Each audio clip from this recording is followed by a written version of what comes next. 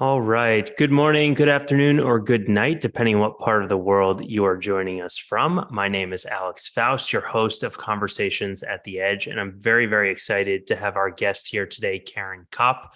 If you're not familiar with Caryn, haven't read her books, haven't watched the course at Growth Institute, she has been dubbed the chief door opener because she gets her clients in the door with her prospects. Her door opener service has helped thousands of business leaders and salespeople secure initial meetings with executives in almost every major company, including GE, Pfizer, Procter & Gamble, Verizon, AT&T, Target, CBS, and many more.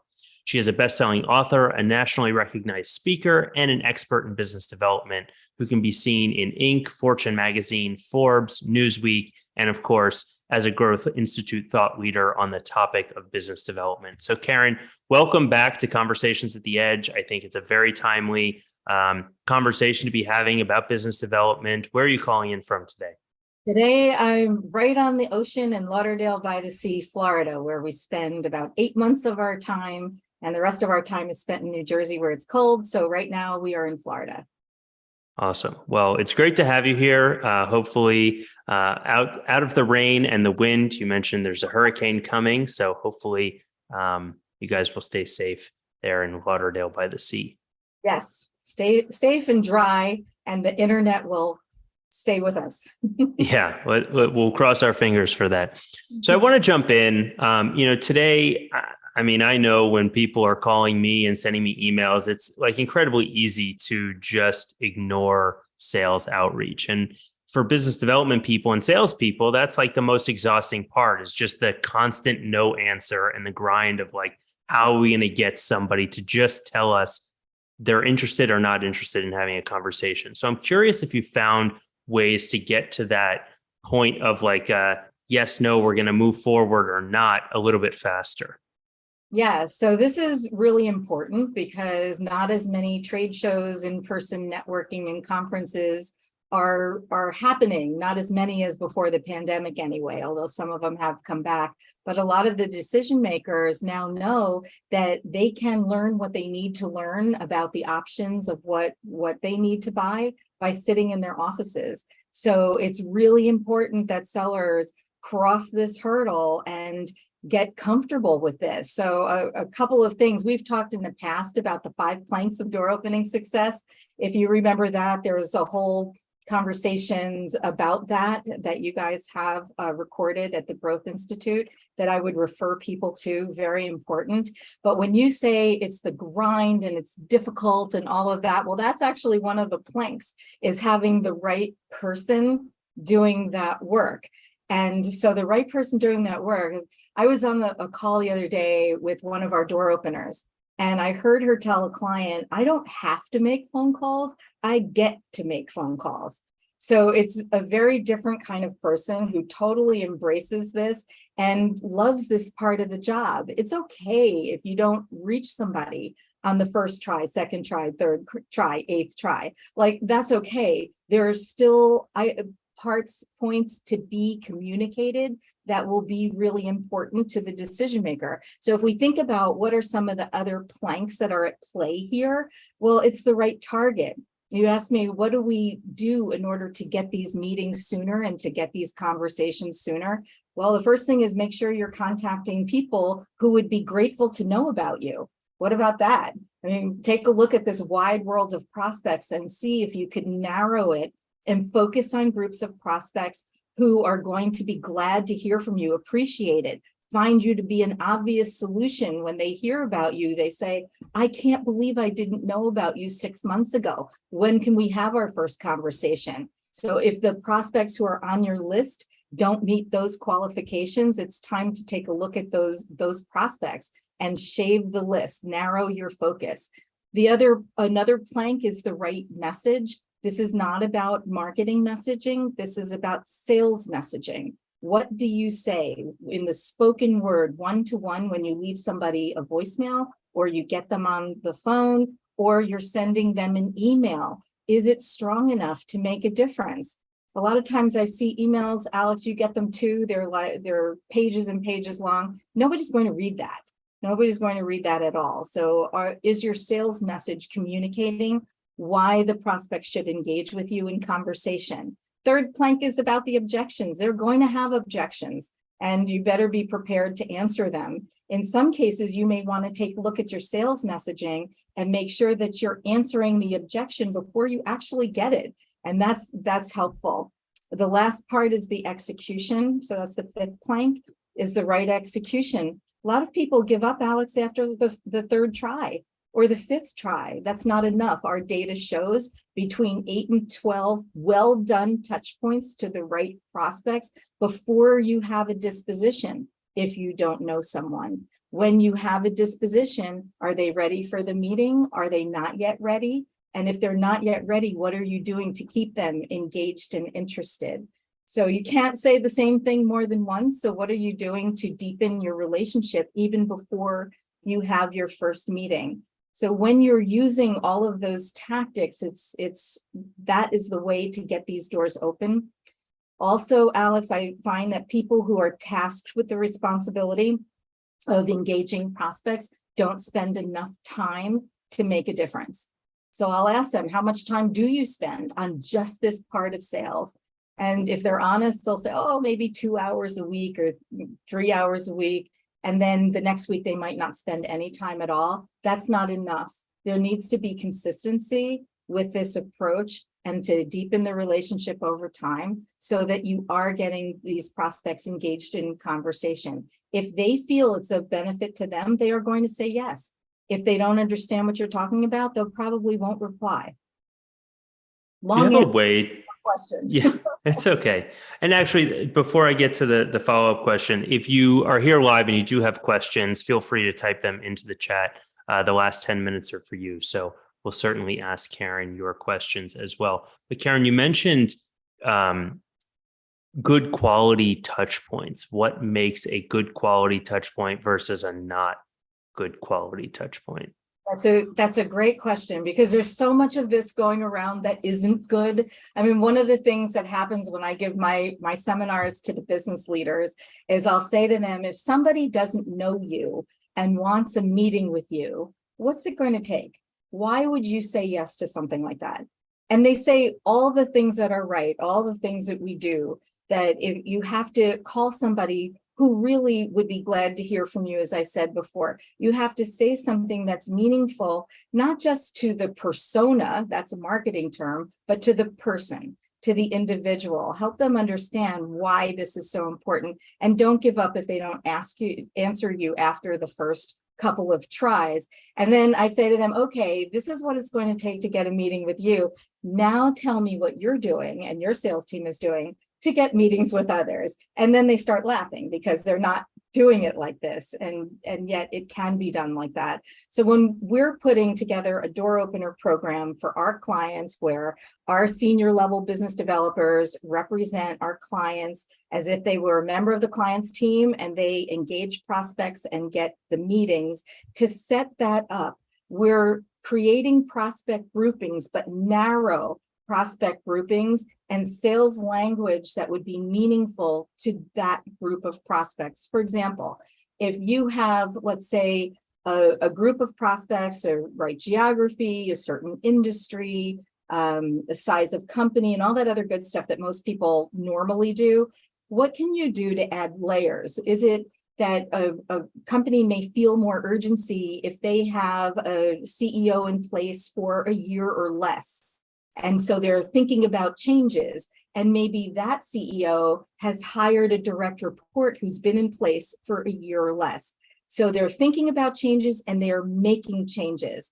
And if that situation exists, and then let's say they have a certain technology, now they're more likely to be closer to the time that they need with some urgency to look at other solutions. And then the sales messaging will be a slam dunk against that situation that exists. We like to look for trigger moments. What is affecting your prospect group's revenue? What's affecting their labor pool? What's affecting their supply chain? There's so much going on with that right now that you can choose to say, this is what we do and we'd like to meet with you. Or you can say, if you're facing this situation, you likely need a conversation about X, and this is why we're contacting you. And then you say that in a voicemail, and then you say it in a very succinct email that's not hokey. Please let the hokiness go away. Just be real with people, and because they have real issues that they need to solve. And if you communicate that way, they are more likely to say yes. That's an example. The offering and target and message have to work hand in hand. Then when the door opener, so when we create the door opener program in the beginning, we have the target, the message, we have the answers for objections already laid out. And then the door opener basically internalizes this messaging so that when they reach out to the prospects and get them live, it's go time. And you can't call that prospect back and say, hey, you know how we had that conversation? Yeah, I really didn't mean it like that. Let's try again. You get one shot at getting this right. And so it's really important that the salespeople understand what the messaging is. Then when they start contacting the prospects, they need to research the individual, the company, the situation, the industry, and then further personalize that message so the prospect knows this didn't go to 999 other people. That's a marketing initiative. This is a sales initiative. You're talking about the person. Why would it be the best decision that person can make all week to say yes to you for a meeting? And that's when you know that you're ready to approach a prospect. That's great insight. So it sounds like we're moving away from the smiling and dialing and just really focusing more on the quality play of like really understanding who the target is and going very super specific on their pains and making sure that we can be very relevant. Yes, but not everybody is moving away from smiling and dialing. There are a lot of people out there who, well, they're not always smiling. My people might, but they're not always smiling, but they are dialing more often. They're just sending emails. People love to hide behind the emails. And Alex, I don't know about you, but I get about 250 emails a day, and I don't read them all. So if somebody's going to email me alone, it's probably not going to get my attention. But if they send an email that's meant for me and then they call, that is going to get my attention. Well done, LinkedIn, personal, one-to-one. That is what we're finding is working now, the conversation. Smile and dial, could it work? Maybe if you're selling coffee to an office manager, then yeah, maybe that would work. But if you want to get in at the executive level, you really need to develop a relationship with someone. And it's okay if you don't know them. You can develop a relationship with them by saying something that's meaningful in a way that they can absorb it. Great. So in one of the recent episodes, you have a show with Jack Daly called Sales B12. In one of the recent episodes I was listening to, you talk about the importance of a sales playbook. Mm-hmm. Can you share some of the best practices for having a sales playbook that people actually use and won't just gather dust on the side of their desk or on a bookshelf? Yes. When you're starting to put together the sales playbook, one of the things Jack always says is you want to clone your bestseller. I say you can start there in cloning your bestseller, but who says your bestseller is doing it right? So that's a good place to start. But the very first thing is to identify what you're doing now. What is your process? And especially, what is your sales messaging at every part of the sales process? Document all of that out. And it could be some is from your bestseller, and it could be some are from sellers that are not your bestseller, but they're getting it done also. And then have somebody look at that and help you to pinpoint the areas of the sales process where you're not getting, or your sales team is not getting to the next step as often as they should. And here's a great example. One of our prospects that came to us, they're very senior level producers, were not getting the meetings they wanted from their inside sales team when they had those people internally, and the producers didn't really value the meetings that the inside sales team were putting together for them. They weren't the right people, they didn't show up, they just weren't the right conversations. And so one of the questions I asked, and this is a metric that I recommend everybody is measuring, is what percentage of your first meetings go to second meetings? This is what I asked the prospect at the time. And she didn't know the answer to that.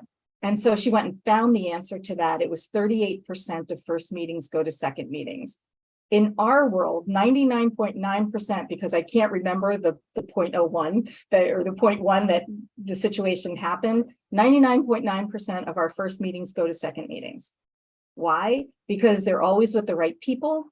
We coach our clients to make sure that the conversation in that first discovery meeting is of value to the prospect, so the prospect wants a second meeting. And the third is because somebody asks for the second meeting at the end of the first meeting. So if you look at your sales process that you've documented, and at every single part, take a look at what percentage of the time are you getting from one place to the next. And if it's lower than you think it should be, that part of the sales process needs to be under a magnifying glass to figure out why is that happening and what do we need to do to diagnose that and to fix it. Sometimes people, I remember a while ago, somebody came to me because they had 150 proposals in the big black hole. And they didn't understand why they were there, but they didn't care about that. They just wanted to get them out of the big black hole. So I said, well, let's take a look at why they're in the big black hole. How'd they get there in the first place? And it turned out that many of them were in the big black hole because they weren't real proposals in the first place. And that had to do with what was happening on their first meeting. So if the first meeting, the prospect wasn't as interested as the seller hoped that they would be, they said, how about if I give you a proposal for that? And the prospect would say, okay, but they didn't really want a proposal. So then when it came to following up on the proposal, the prospect didn't want to have that conversation. So instead of fixing the proposal or what happened before or after the proposal, the diagnosis was we've got a problem in that first meeting. We didn't have a problem with Target. We had a problem in the first meeting. And when they rectified the problem in the first meeting, they didn't have the proposals that were stuck in the big black hole. So my suggestion is to map out the sales process and the sales messaging that you have. Pinpoint the areas where you want to increase the percentage of time you go from one place to the next, and then to revisit the sales process to fix those parts of the problem. Now that's where you might need some outside help for that. And then you're going to train your sales team to use the new messaging and the new process. You're going to do role practice. Jack calls it role practice, role play, but not in the easy scenarios. Couch it in difficult scenarios so your people can figure out what the issue is that they're facing so they know what they need to do in response. And then it's an ongoing process. Just because you have the sales playbook, it doesn't mean that you're not going to come up with a better answer for an objection 6 months later. So it needs to be constantly revisited and constant role practice to make sure that not only your current sellers, but the new ones coming into your organization are all ready. So because when they're in the performance moment, as I said before, they don't get a second chance. You have to get it right when you're in that moment. And the best way to do that is to have a well-done playbook. Thank you. And just a reminder, if you're here live and you do have questions, feel free to type them in. But Caryn, on that point, you said sometimes your best sellers aren't always doing it right, and you can change it 6 months later if you have a better messaging. How do you go about like split testing and improving parts of the sales playbook in a way that's like reliable and productive, rather than just like say, hey, let's try this one day, let's try this one day, and you never have any like real data behind whether or not this works better than that? Most of the time when I see people with the idea of testing not get the data that they want to get, it's because they didn't minimize the number of variables which change. So if you want to really understand if your sales messaging is working out there, you need to minimize the variable that the salesperson is not doing a good job on execution, or that they're only doing emails and they're not doing anything to do with conversation or voicemail or live dialogue. So because if you don't minimize that, then you don't know if the message is working because the execution may not be right. So it's the person, the execution has to be right, and that you have a uniform, or as uniform as it can be, target group. And that way you can isolate when you change the messaging, which messaging is working and it's not being affected by the fact that there are other variables. Once you have that done, then you can look at different messages, but I recommend using your CRM to help you with that, because otherwise it's just a feeling. Did this work? Did this not work? And not necessarily data. We prefer data. So you can take a look at which message is delivering and pull reports, as long as your CRM is set up to do that and your sellers are using the CRM properly so that the reports you get are usable and actionable. So, I mean, do you have a rule of thumb in terms of length of time or number of, conversations that you need to decide whether or not a test is, successful or not? Yeah, so we have to remember too, the message is going to be different as time goes on. So it's messaging themes, but you can't say the same thing more than once. When you call the same prospect back the next week, it has to be a slightly different version of that same theme. You may over time incorporate case studies or stories or statistics, but all along the same theme. So which themes are prospects reacting to more than others? Because it can't be the exact same message. So because we have 8 to 12 touch points as a good rule of thumb before you get a disposition, I wouldn't stop a test like that for, I would say, I think you're going to get some early warnings or some early results by about week 8, but by about week 12, you'll have some good, reliable, actionable results that you can then make decisions about where you're going to focus your messaging. Great, thank you. So obviously, a lot of sellers and buyers are worried about inflation. I'm curious if you've seen inflation bring any positive change or advancement in the sales world rather than just anxiety and people not wanting to buy things. Yeah, well, it's been a lot of that, and it's been a lot of anxiety on the seller's part about how are they going to make their money when buyers aren't necessarily buying. So the positive changes that I've seen, really twofold. One is that the sellers and the leaders that are really in tune with this are doing a much better job thinking about the buyer's journey. What is it that's going to help that buyer say yes, which has a lot to do with some of the strategic elements that I talked about before, like focusing on the right target, using the right sales language, making sure that you're not giving up after the third try, those kinds of things. But then it's also made leaders be much more strategic about how they're deploying their resources.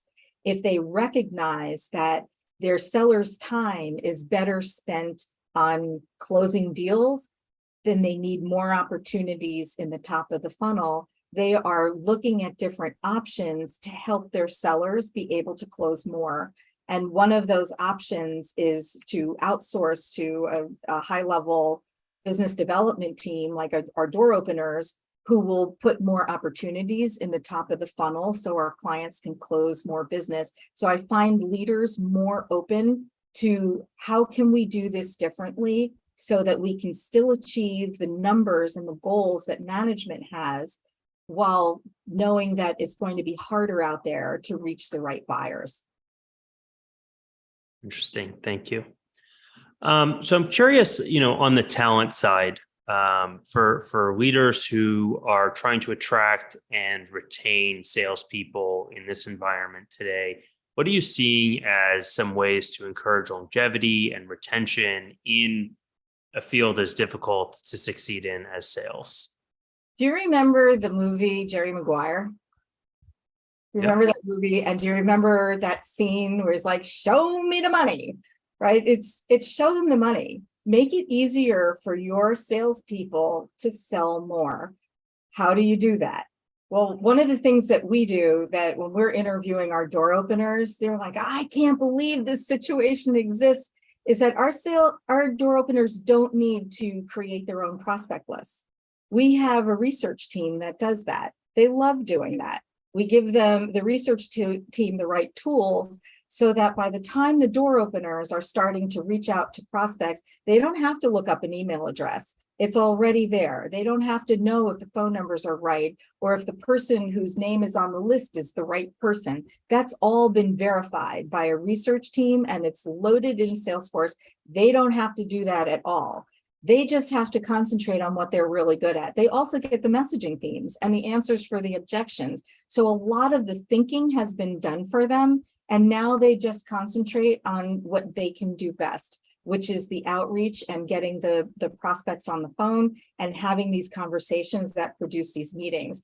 The more your best sellers can sell versus creating a prospect list or creating reports for management, right? Doesn't management love to ask for lots of reports?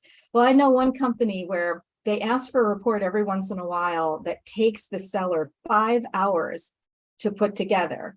Are you telling me that there's nobody else in the company who can download that report out of Salesforce and manipulate some of the data? Why would you take your great sellers and have them generate reports? If you tell them that they're going to be able to spend their time making sure that they're filling the top of their funnel, they're moving people from mid to bottom of funnel, that they can close more deals because they don't have to worry about this, they're going to find this to be a much better environment. Show them the money. Show them how easy it is for them to make money in your organization, and they're going to stay.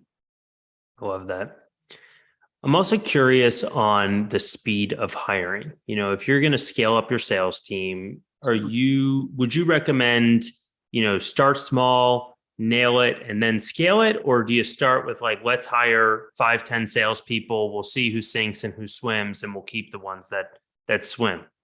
Well, you've known me long enough to know that I would never say to put execution before strategy, because then you typically have a mess. So it's strategy first. It's ready, aim, fire, not ready, fire, aim. So for me, it's strategy first, and then hire the sellers for what you need. If you put your strategy together and it's very well thought out, you may actually go hire a different kind of salesperson. Or you may realize that you need door openers and then closers in the world of hunters, and then farmers also, and not just one seller who's doing opening and closing, depending on what your strategy is. If you are approaching senior level decision makers, but you hire a junior level person to do that work, you could have a serious mismatch. What's the point of hiring 100 of them if you have a mismatch? So strategy first, then execution. I'm not sure I can think of a situation where that wouldn't apply. Maybe if you're selling coffee to an office manager. An office manager. Yeah. Well, the other thing too is that if you have a well-defined sales process, like maybe coffee to an office manager, and it's very transactional and easy for almost anybody to do, then you may not need all of this. But if you're selling to an executive level, or it's a competitive market, or it's a new idea, something that's replacing something, especially if the other thing was sticky in terms of the relationship and longevity, then strategy first and then execution is my recommendation. Awesome. So we've only got about 2 minutes left, Caryn. Before we go, any last thoughts or recommendations for the community on boosting sales in the end of this year and then into 2023? Yes. Well, first of all, make use of the end of the year, because there's a lot of really good selling to be done and your competition doesn't think so. So if you're out there, your competition likely is not. But one of the things you can do at the end of November through December is to ask for first of the year meetings, which are usually wide open on a prospect's calendar. So don't forget to ask for those. We do really well through December in getting those early January meetings. The other thing is, take a look at what didn't work for you this year. If you didn't get as many meetings as you thought you should, why is that? You can always contact me. I'm happy to talk it through with you and give you some ideas on what you can do next year. If you didn't have as many closes, why not? Were you not talking to the right people? What exactly happened there? So that next year, as you come out of the gate, you're going to have what you need to make the numbers that you want, even though it might be a changing and challenging economy. Awesome. Well, Caryn, thank you so much for joining us. It's always a pleasure and a real treat to learn from you. And thank you to the community for being here live. And we will see you again next week. That sounds wonderful.